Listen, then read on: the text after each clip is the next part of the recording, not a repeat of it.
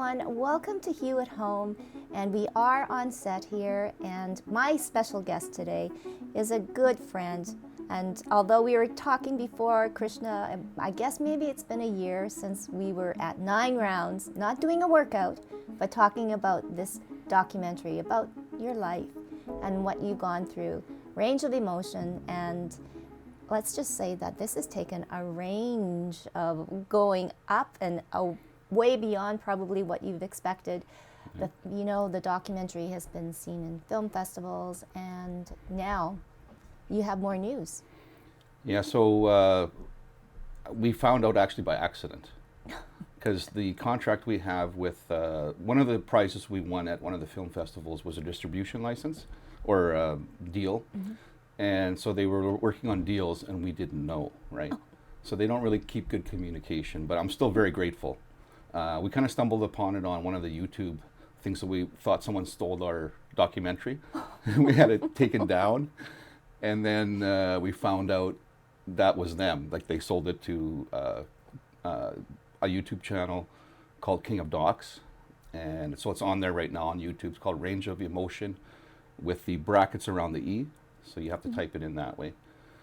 So it's been on there for a couple of weeks before I found out. And we thought someone had stolen our idea, so we had it taken down. Then we had to put it back up because they contacted us and said, "What are you guys doing?" So that was kind of interesting. And it's on several other platforms, but I don't know what they are right now. Unfortunately, I won't know till September, till I get my report. So. Well, top secret, but at least it's out there and people are seeing it. Yeah. And I guess let's go back and talk about the documentary. Why did you want to do it? And I guess, of course, share your story. Well, okay, so I have schizophrenia, and I think it's not well known about. And there are many people who suffer with it, and half the time, when you are really sick with it at the time where you really don't know how to communicate. Mm-hmm. So there's no one to speak for that person. And I really would have appreciated it if something like this was out for me when I was going through these tough times, because you feel like you're alone. And a lot of times I didn't really leave my house for almost 15 years. So I can't imagine going through life doing a little bit better now and not trying to do something about it. Mm-hmm. Or at least in some way help those who are maybe younger, struggling and don't know that they're not alone and that it's normal to feel the way that they're feeling because of that illness, but also how to use the illness to their advantage in a way where they can be really productive again, and that they should never give up hope, because it can feel hopeless at times. Mm-hmm. So what was it like, I guess, for you doing this journey of documenting your life? You're really putting your whole self out there. Was there a lot of self-doubt in the process? For me, I figured like my life is maybe a little unique, but most people have some traumas, and most people just keep them hidden, mm-hmm. right? So I thought the way to probably gain people's trust is just to reveal what's there, so that they can connect in some way with the documentary, even if they don't have the illness. But yes, there was a lot of things I was like, I don't know if I want to share this, and I don't want to go into too much detail with it, but and then there were things that just wouldn't, because of time, mm-hmm. Fit in there. But I think the most important parts got in there, and it's a little bit revealing, and it's something for when I watch. Sometimes I relive some of those problems that I had, and it's a little bit hard on me. Mm-hmm. But I think it's very necessary because other people, who have this illness or maybe different problems in their life, also go through things like this or similar or in some way. And you should never be ashamed of what happens to you. You should, in my opinion, I feel that sometimes we struggle, but it's what we do after, mm-hmm. right? What you do after is always important, or at the present. So make yourself stronger, make yourself better. Put yourself in a position where you can enjoy your life. And that's kind of where I'm trying to do with my life, and I'm hoping other people will do that, especially if they're struggling at the time, that they see that there's a light at the end of the tunnel. Mm-hmm. and that their story is part of a bigger story. It's not just what they've existed in to that point. Right. There's more to tell. For you, Krishna, looking back, was it a person, was it a moment, or was it an event or whatever that really was the trigger to put you on the right track? Well, so there was my diabetes when I got very heavy. So I got to over 300 pounds, and I had a 60-inch waist. And for those who maybe don't know, not long before that, I was like a champion bodybuilder. So I had a 25-inch waist, and I looked great. I had hair too. I don't have hair now, but that's beside Well, the okay, point. no, that's another conversation. That's something else, yes. So, it was a little depressing, I guess, to go from one extreme to the next. But I ended up getting diabetes with blood sugar at 22, pretty much every day, and a heart condition. And so my doctor sat me down and said, you likely won't live past 2 years. He said, I'd be surprised if you even make it for 2 months. He says, but if you, right now, he said, you'd have to start today, work really hard, and maybe you could stretch your life out a little bit longer. So that's what I did. I just started walking, honestly, and eating better. And the first month I lost 30 pounds, second month another 30 pounds, and it kind of averaged that, for about 6 months, and I lost most of the weight. And in my mind, I was like, I might as well at least attempt to prolong my life, at least, sort of like die trying, at least, instead of just rolling over. And that's kind of how I went about it, and it worked out. Like, I didn't actually expect it to really work out the way it did, but it worked out a lot better. I know. Well, and it's almost like you have to hit rock bottom to really bring yourself back up. Now, what would you like to do, or are you doing, more kind of community work to get awareness out about schizophrenia? Yeah, so on my social media, especially on the one with Range of Emotion, on Instagram and Facebook, especially the Instagram one I use, I get a lot of private messages there, and even on my personal one. And from there, I like to talk to people. There's been a few communities that I've sent the documentary to. So one was an AA group. I don't want to mention, any specifics or anything. There was a university class that viewed my my documentary as well. There's been a few places I've sent it. I've had really good feedback from those who have the illness. So sometimes I'll encounter someone who I can sort of tell right away if there's something not right, if they have something similar. And I'll start talking to them and send them the documentary. And it really made a big difference in one fellow's life. He started going to the gym and messaging me about diet and stuff. So it became like something that he had goals for. And it was really refreshing and encouraging for me too, not just for him. And he showed he had a viewing, Zoom viewing, where he had multiple people watching the documentary with him so that they would understand it. So it's been something that, at least for me, that was probably the biggest reward, was seeing that person and seeing it uplift them. Wow.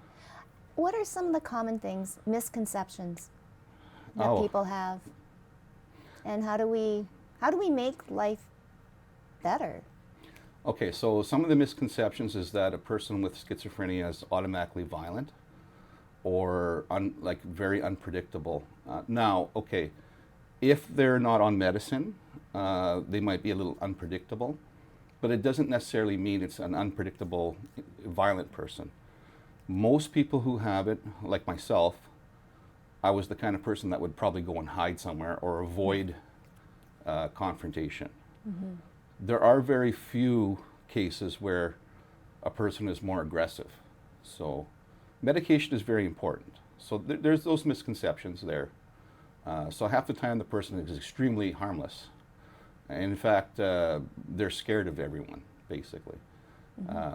What a person can do is, there's a lot of energy there, a lot of anxiety. learning how to put it into something that's useful. So if a person who has schizophrenia medicates through other avenues like drinking or drugs, that's not a good avenue because it's not productive. You're not going to make a good decision doing that. It's not going to improve your life. But if you go to the gym, or you start exercising, or you start painting, or you do something where you can put your passion and energy into that, because there's a lot of energy there.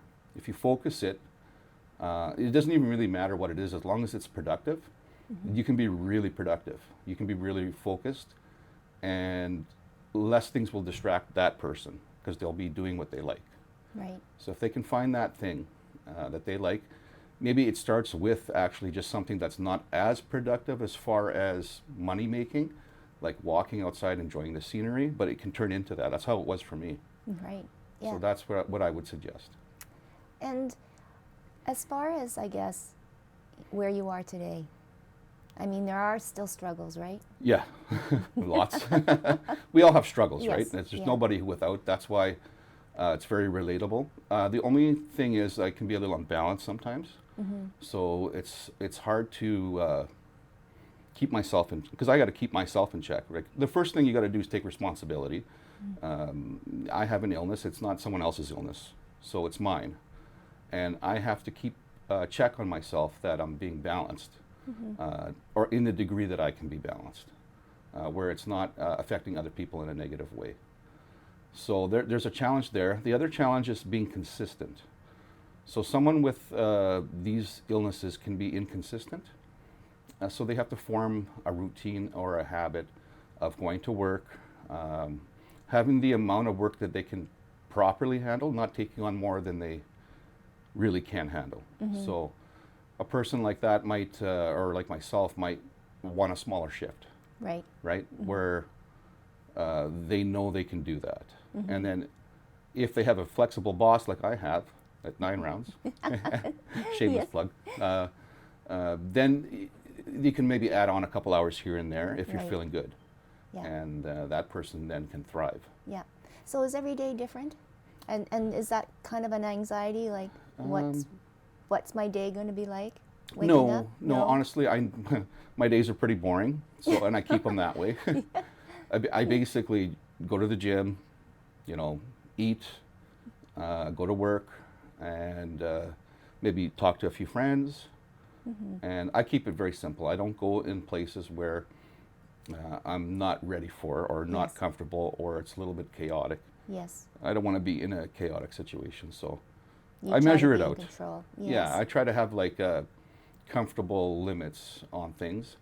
It doesn't mean that I'm not going to go and do the odd thing. I just got Right. to measure it out, make sure my energy is good enough for that. Right. Well, it's a lot of work. It's a lot of work, but hey, you know what? Congratulations, and what a success. So we're going to come back. I want to talk more about your passion, bodybuilding, craziness, but yeah, and then maybe we'll talk about how it really helped you, but also how it can help other people. Maybe not even people living with a mental illness. It could be just anybody, right? Having goals. So we'll come back and we'll talk with Krishna more about that. But in the meantime, we are going to show you the trailer of Range of Emotion. Not the full doc, but, and obviously you can see it on some platforms on YouTube. More to come in September when Krishna actually gets the names of all of that. But hey, it's a beautiful documentary, so let's take a look. Hi, my name is Krishna Mankasingh. I've been suffering with schizophrenia for over 20 years.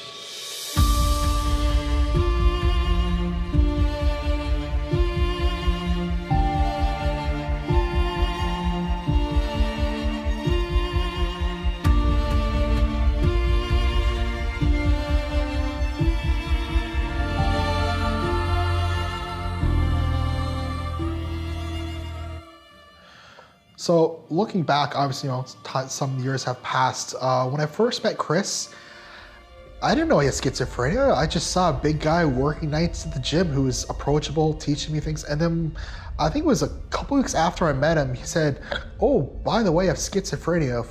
If I can deal with this, I can help you deal. I can teach you the tools you need to become a better self. And he really did. And it wasn't until later I told him, hey, by the way, you know, I know about schizophrenia. My father had it or has it. I've observed some very drastic changes in his life. I'm 26, so I was kind of able to see each portion of it through his adulthood. I'll bet some of it from a young age. But yeah, it's changed quite drastically. I've seen him both accomplish many things and also struggle very hard with certain problems. I started out when I was very young, and I noticed that he was in very good shape. He was going into competitions, all of these different things. And then I can't really pinpoint where it was, but it just started to change. I don't know if it's around the time he went to the doctor and got diagnosed, or I know his weight gain started a lot when he had started taking medication. I recall him saying it acted as kind of like a tranquilizer or something for him, and that's pretty much why the weight gain happened. And then when he got into his late 30s, he changed medications. And with regards to the change with medications, the person that I knew from 16 started coming back. The person that was outgoing, the person that was straightforward, the person who was loving. And that's just continued to this day. It's just gotten better, more out there. He's become more of the person he was, just more confident and wiser. I wish I'd met him years earlier. I mean, the things I could have done, we could have helped each other. Him telling me the struggle, how it was for when, you know, the medication, how he was basically stuck on a couch for 20 years of his life. Mr. Manitoba in 1998, to go from that to being stuck where he was, basically in a coffin of his own body for 2 decades and coming back to, you know, competing again. Like, who does that? He did it. If he can do that, what can I do with my life? He helped me overcome so much. I don't think he understands that. Like, I'm sure he does, but he really, I don't know where I would be without this man.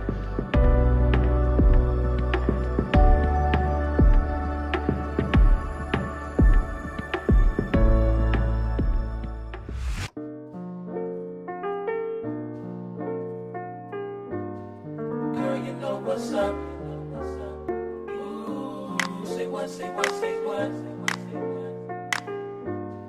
Girl, you know what's up. Ooh, say what, say what, say what. So tell me what's up. I'm digging you. I'm hitting you. Girl, you know what's up. Say I'm digging you, and I'm wanting you. So tell me what's up. Tell me what's up.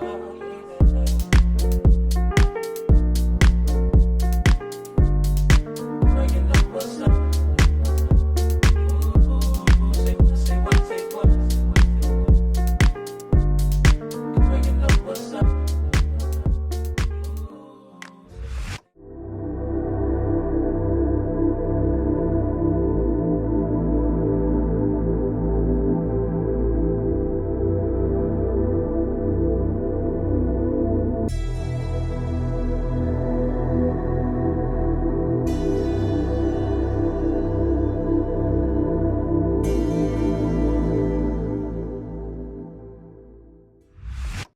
Welcome back to Hugh at Home. My guest is Krishna Mankasingh, and Krishna, the trailer is great, but the documentary is so riveting, and you know, to actually know you now, it makes it even more. So, big part of the story is your bodybuilding, and it is a passion, and probably, like you mentioned too, and talking about it, it's something that has set your mind on something. And but you had been doing this at a young age, so how has that kind of parlayed too into where you are today? Okay, so actually, honestly, to be truthful with you, if I hadn't done it at a young age, I wouldn't have had the belief that I could do it at an older age. So those of you who are younger and thinking about doing something, if you can do it, you should do it, because you never know what will happen in your future. Something bad happens, or something, your life changes in some way, you may never be able to do that competition or play in that soccer league or whatever it is, right? Interesting. So that's something that I really encourage, especially younger people, to do. If they have the opportunity to do something, they should take the advantage and do it, because you never know, right? And for me, it really saved my life. Like, it literally saved it. Because as I was losing this weight, and the reason why I was able to lose the weight so efficiently was literally because I had the knowledge of bodybuilding and how to eat correctly for weight loss, and how to build my body, and how to do it the most efficient way. So that really is a skill that I had from when I was younger. And then when I came back into it, I knew that I had good genetics already, so I already knew of certain things. I didn't know that I would be good at it again, to be honest, but I knew that I could be up there. I know I could do it. So it was something that gave me a goal. Having that goal made me go to the gym, and I realized I'm going to be in front of all these strangers in a very revealing outfit. So I think I should be in shape. I don't want to be up there and not look the part, you know. So it was a lot of practice, and it takes your mind off when you focus on something like that, where it is about yourself. It's self-discovery. Where's your limits? How hard can you work? You know, so there's a lot of good things that come from bodybuilding. And it's something that gives you something back. So after you do something like that, you can help other people achieve that as well, or understand what it takes to win. And you can use that in other aspects of life. So you develop a discipline and a good work ethic from doing these things.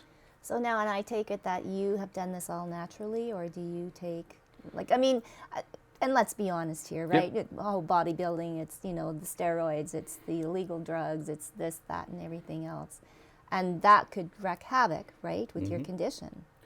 So the honest truth is that the first 2 years was all natural. And I liked it actually better than what I'm doing currently. So it was more enjoyable to do it that way. But because I'm older, I had to work out 8 hours a day. And when you're older, you can't work out 8 hours a day. Your body can't recover. So it actually started damaging my lungs from doing, because my body started eating itself, right? And so my doctor actually mentioned to me, it's probably not healthy for you even to do this naturally. So I talked to him and I said, well, what if I took something to help me recover, like steroids? And so I started doing that, and I could take my workout down to 3 to 4 hours a day. Because the medication I take puts a lot of weight on. And so I've been a lot healthier, believe it or not, doing it that way. I don't think it's something that someone should do for a long period of time, competing in bodybuilding, because I don't think that that's probably healthy. And if you don't have the knowledge of how to combat some of the side effects with your diet and things like that, because there's certain things you need to eat in order to keep your arteries and all that stuff clean. So there's a lot to know about it. You shouldn't just dive into something with no knowledge, no training, or just listen to a coach or something like that. You should actually be prepared that there are going to be side effects and consequences. Okay, so what should we be eating to have clean arteries? Okay. Whoa. Yeah. So basically, when you're taking certain steroids, they destroy your good cholesterol. Right? So you just got bad cholesterol in there. Plus, your body's producing extra blood. So it's trying to pump more blood through arteries that are easier to get clogged. So number one, you got to make sure you're eating low fat, except you want good fats. Right. That's the one that's going to clean out your arteries, actually. Okay. So like fish oils, things like that. So if you can supplement with, like if you're eating a lot of fish, that's great. But if you're on these things, you probably need, 3,000 to 6,000 milligrams of fish oil. Okay. So it's like 6 tablets a day. Yeah, and then you smell like a fish after. So, so if you don't want to smell like a fish, don't do them. Don't do that stuff. So, and you are going to be competing coming up. Yeah. I qualified. So I did a contest last November, and I got second. So I think when you place top 3, you qualify for the nationals. So I'm going to be doing Toronto Nationals on October 6th. Wow. So if you win, you get a pro card. I don't really have my hopes for that or anything. I just want to have the experience of it, and bring what my best to date look will be. So hopefully I can do that. Is your mind in a different headspace, obviously, than it was when you were 20? Yes. Competing? When I was 20, it was all or nothing. Now this is just part of life. This is not the most important part of life. It's just part of life, right? I want a life that's worthwhile, and that's not only bodybuilding, but bodybuilding is is a big part of it because it helps my life have some kind of structure. But it's not the only thing. I like to use the bodybuilding to, like I said, for the documentary to help people. It helps me with my work because I'm a trainer, a personal trainer, the head trainer at 9 Round. I also do online training, those kind of things. So it helps me in other aspects of life too. So I'm trying to make money from doing what I enjoy doing and what I'm good at doing, and when I can truly help people achieve things that way. I like to be able to use that, that knowledge I have to help others. Wow, well, you're certainly on the right track through all of this as you're sitting here and you're sharing again your story, but you gotta feel a little proud of where you now are, how far you've come. It really is a great story, and you happy? Yeah, I'm happy. Actually, I'd have to say yes. And I am proud, but sometimes I forget what I've been through, to be honest with you. I remember now and again, because it feels like this has been where my life is. The other stuff almost feels like it's a memory, which is actually kind of good in some ways. But at the same time, I don't want to let not like I have this crazy success, but like the way I've turned it around, I don't want it to get to my head where I would feel, like, hey, I'm the only one who can do this. I think everybody, literally, if they give themselves a chance and they believe in themselves, can do whatever they want to do in life, as long as they focus on that. So I really hope other people will believe in themselves, rather than other things externally and things like that. Like, number one, believe in yourself. Know that you can trust yourself. Know that you can follow your own guidance sometimes, or somebody else's guidance if you need that to get to where you're going. Well, so lastly, is there anybody that you want to thank, or people that you would like to thank? There's a lot of people. So my boss, Tim, from 9 Round, if it wasn't for him, I wouldn't be able to make the documentary. He helped me understand how to remortgage the house and things like that, so that I could make the documentary. And if it wasn't for him, I wouldn't be able to do that. He's not only the owner of 9 Rounds, he's a mortgage broker, I guess. So, So you had a little bit of information. yeah, he helped me out there. David Kinsella, I wouldn't have learned how to communicate correctly because my communication skills were just lost from not talking to anyone for 15 years. So there's that. Without him, I would not be able to communicate a documentary to anyone. I have so many friends, and they all know who they are. And I appreciate every single one of them. They've supported me in so many ways. I've given to them as what I can, and it's come right back to me. So there's been a few people instrumental in this, but these people are precious, and I really hope for others when they need help that there's people in their lives too that can do that. Yeah, well, and we all need help, and we all need support, and definitely congratulations. I think you're well on your way to success. Fingers crossed that you win the nationals, and then hang your hat up, okay? No more bodybuilding. I'm just saying that. No. But it's been such a pleasure and a joy, and it's, hey, a Winnipeg guy making it good. Thank you so much, Krishna. You're welcome. Thank you as well for your time. And thank you, all of you out there, for watching Hugh at Home. And as always, stay safe and healthy. And we'll see you next time on Hugh at Home.